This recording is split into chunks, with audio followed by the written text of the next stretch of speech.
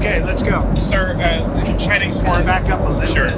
The Chinese Foreign Ministry said that the market has spoken when asked about the tariffs. What do you make of that? The market has spoken. We have to solve our trade deficit with China. We have $1 trillion trade deficit with China. Hundreds of billions of dollars a year we lose with China.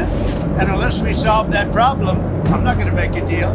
Now, I'm willing to deal with China, but they have to solve their surplus. We have a tremendous deficit problem with China, and no other president's taken it on. I had to take it on the last time, and then we had a rigged election. No other president's taken it on. Is there a Trump put, though? Is there pain in the market at some point you're unwilling to tolerate this idea of a Trump put? Is there a threshold? I think your question is so stupid. I don't want anything to go down, but sometimes you have to take medicine to fix something.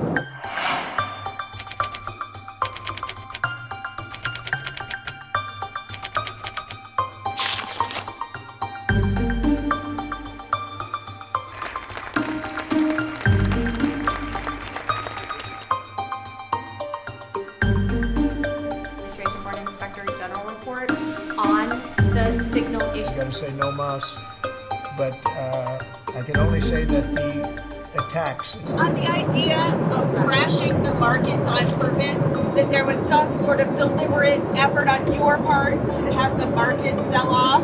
Can you talk about that? No, that's not so. But I do want to solve the deficit problem that we have with China, with the European Union and other nations. And they're going to have to do that.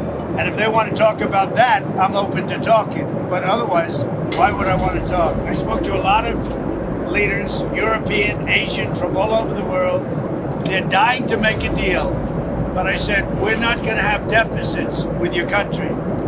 We're not going to do that, because to me, a deficit is a loss. We're going to have surpluses, or we're at worst going to be breaking even. But China would be the worst in the group, because the deficit is so big and it's not sustainable. Now we have hundreds of billions of dollars is pouring into our country on a monthly basis. It's pouring. It's already started because I put tariffs on, and eventually it's going to straighten out, and our country will be solid and strong again.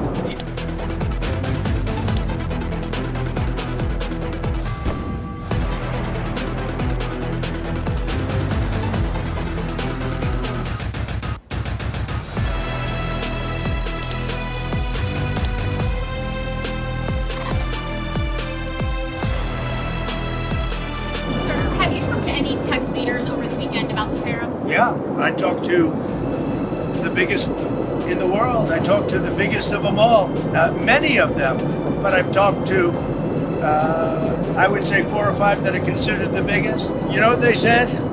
We don't blame you. On the tariffs, is it a negotiation now? Bloomberg, sir.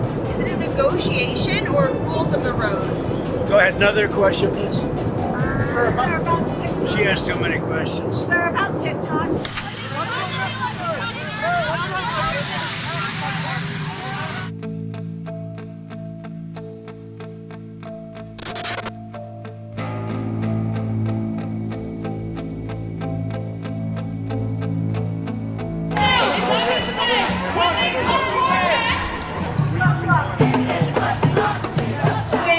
On uninhabited island.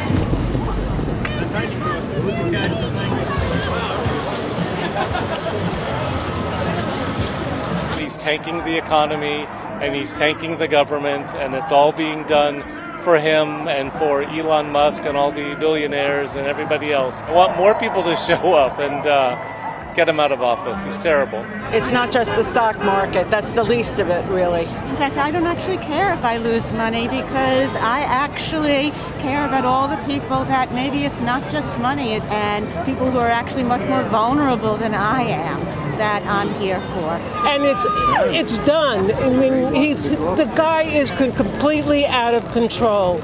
And to see this country just melt down in such a quick and just nauseating way, it's just crazy. And when you look at these folks, you know what I feel? Emotional.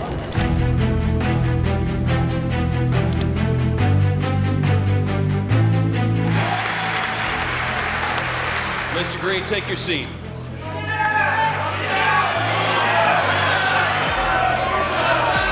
Members are in. I will use my staff of freedom. I want President Trump to know he may not finish this term. He may not finish this term. He may not finish this term. He may not finish. He may not finish this term. Here's why. Here's why.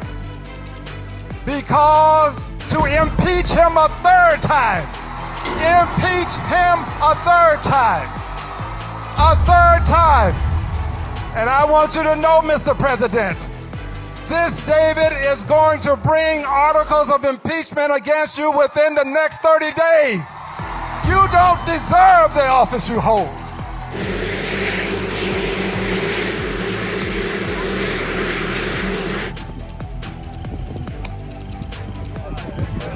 Shot.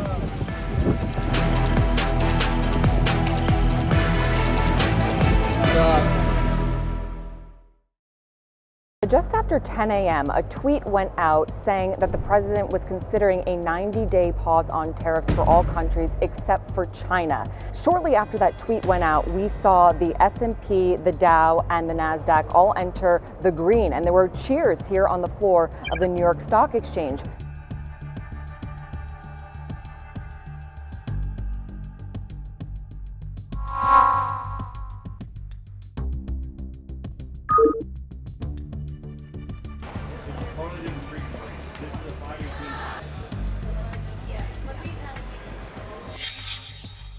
And would you be open to a pause in tariffs to allow for negotiation?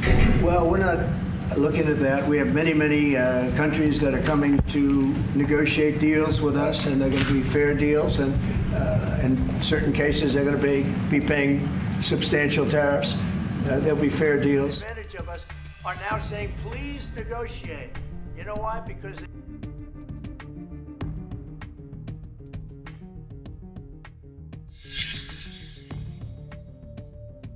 But shortly after, the White House came out and said that that was fake news, that the president is not considering a 90-day pause for all countries except China. And then you saw markets go back down into the red. Your team is using to attack President Trump. On the one hand, you're saying that the countries are really angry and they're going to have to retaliate. On the other hand, you're saying that consumers are going to bear the costs and it's going to drive inflation up. But if U.S.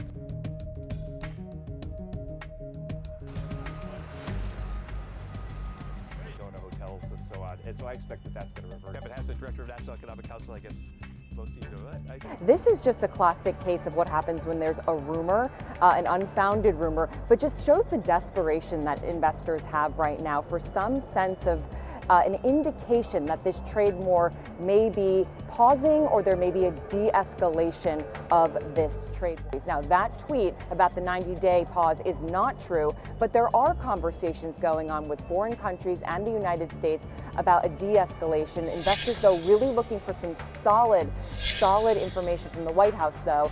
Coming way down, so our budget's going to look a lot better because interest costs are way down. An hour ago, we were up like close to 3,000 points. Nobody's ever seen a day like that. I think that's a record, isn't it, fellas? Definitely. Is that a record?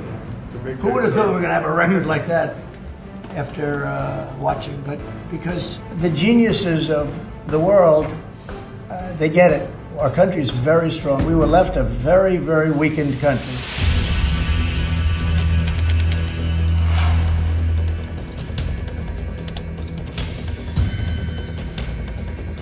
That was fake news, that the president is not considering. Hundreds of thousands. They are great champions, I gotta say.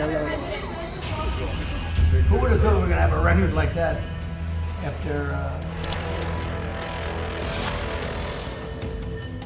Mr. President, it seems that China's take made some. Oh yeah, absolutely. Thanks. For the past few days, we've heard from this administration no pause. Was this idea of doing a pause, did that just come about this morning? Can you tell us exactly what came into consideration for you and your advisors? For a period of time, I wouldn't say this morning. Over the last few days, I've been thinking about it. I've been dealing with Scott, with Howard, with some other people that are very professional. And I think it probably came together early this morning, fairly early this morning. Just wrote it up We didn't have access to lawyers, or we just wrote it up from our hearts, right? It was written from the heart. They didn't put them in. No, they threatened them, but they picked a later date, which our expectation is it's going to be later still. Okay, good. I'm glad that they helped. We don't want to hurt countries that don't need to be hurt, and they all want to negotiate. The only problem is, you can only do so many at one time. We want to do it right. We want to get it right. But this was something certainly we've been talking about for a period of time, and we decided to pull the trigger. And we did it today, and we're happy about it. I didn't know it would have that kind of an impact, but it's, I think the biggest increase in the history of the stock market. That's pretty good. If you keep going, you're going to be back to where it was 4 weeks ago. But it was a sick market 4 weeks ago, because the trade was sick. It was only a question of time. I don't blame the tariffs. I think the tariffs just sort of magnified what was happening. It was sick. I'd just like to end with this. For decades, Republicans and Democrats have said that these unfair trade practices are ripping off the President Trump responded very courageously to that, and we are going to work on a solution with our trading partners. And if I could just, excuse me, Raquel, if I could just add to what the Secretary said. Many of you in the media clearly missed the art of the deal. You clearly failed to see what President Trump is doing here. You tried to say that the rest of the world would be moved closer to China when in fact we've seen the opposite effect. The entire world is calling the United States of America, not China, because they need our markets, they need our consumers, and they need this president in the Oval Office to talk to them. And that's exactly why more than 75 countries have called, and as the president has shown great courage, as the Secretary has said, in choosing to retaliate against China even higher. Elena, go ahead. Isn't this now just all about China? Well, it's about bad actors. And what we will see is some of the very early countries are China's neighbors. I'm seeing Vietnam today, Japan's at the front of the queue, South Korea, India. The 90-day pause on the reciprocal tariffs, is that because of the whiplash that we've been seeing across the financial markets? How much was what we saw in the stock markets a part of this decision? No, it's because because of the large number of inbounds, we've had more than 75 countries contact us. So it is just a processing problem. Each one of these solutions is going to be bespoke. It is going to take some time, and President Trump wants to be personally involved. So that's why we're getting the 90-day pause. Just trade barriers coming down, or is it more than that? These are trade negotiations. We are thinking about a big LNG project in Alaska. South Korea, Japan, Taiwan are interested in financing and taking a substantial portion of the offtake. But again, in essence, that is trade. I just don't know how quite to go about it. It's one of those things I don't know. Quite is more affected by the 90-day pause. Well, I thought that people were.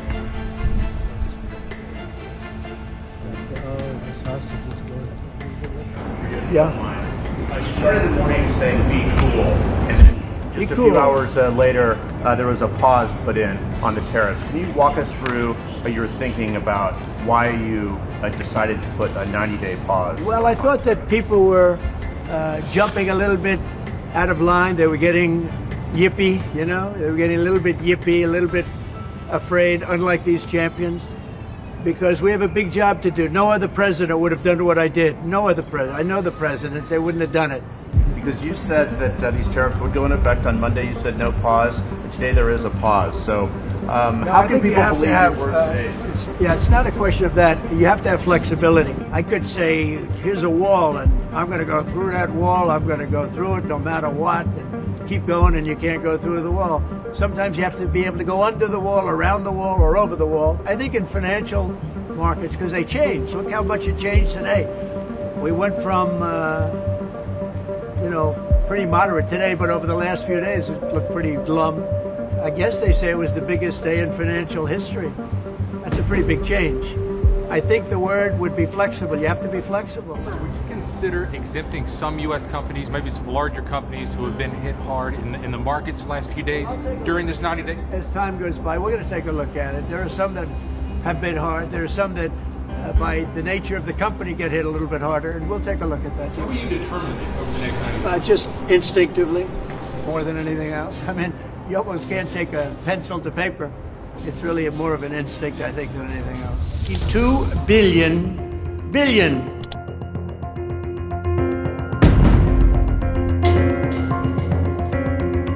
He's a friend of mine. I mean, I like him. President Xi, I like him, I respect him. But they haven't treated our country right. Sure, I'd meet with him. On the other countries, we have Japan is here, and South Korea is here, and others are here, and we're trying to see them. Are you, in a way, putting together a coalition against China in terms of trade here? No. Well, China, look, they're very capable, and I don't blame China for what happened. I blame the people sitting right at this desk, right behind this desk or another desk. I think we're starting from ground zero there, right? So we're a developing nation too. He's a very smart man. He loves his country. I know that for a fact. I know him very well. And I think he's going to want to get to a deal. I think that's going to happen. We'll get a phone call at some point, and it'll be off to the races. It'll be a great thing for them. It'll be a great thing for us. It's going to be a great thing for the world and for humanity. Are you concerned of escalation beyond the trade war with China? No, I'm not concerned. You have to increase tariffs on China even more before they come to the table or give you a phone call? I can't imagine it. No, I can't imagine it. I don't think I'll have to do it. I don't think we'll have to do it more. We calculated it very carefully. It has to be done. It's too bad. Yeah, please. Chuck Schumer and Nancy Pelosi, they've been talking about tariffs for decades. How come when these Democrat elites want tariffs, everything's hunky-dory, but when President Trump wants tariffs, all hell breaks loose? Do you see this double standard? I love this guy. Whoever the hell that is. That's really nice. I appreciate that question. No, Chuck Schumer, Nancy Pelosi, everybody knew you had to do it, but they never had the guts to do it. It does take guts. It even takes guts for our country to go through it. That's why I say be cool. They were saying about, just be cool. It's going to work out. It's going to work out, and it's working out. I can tell you, working out maybe faster than I thought. Our country is going to be, there'll be nothing like it. And people investing in our country, they're going to do better than they've ever done before.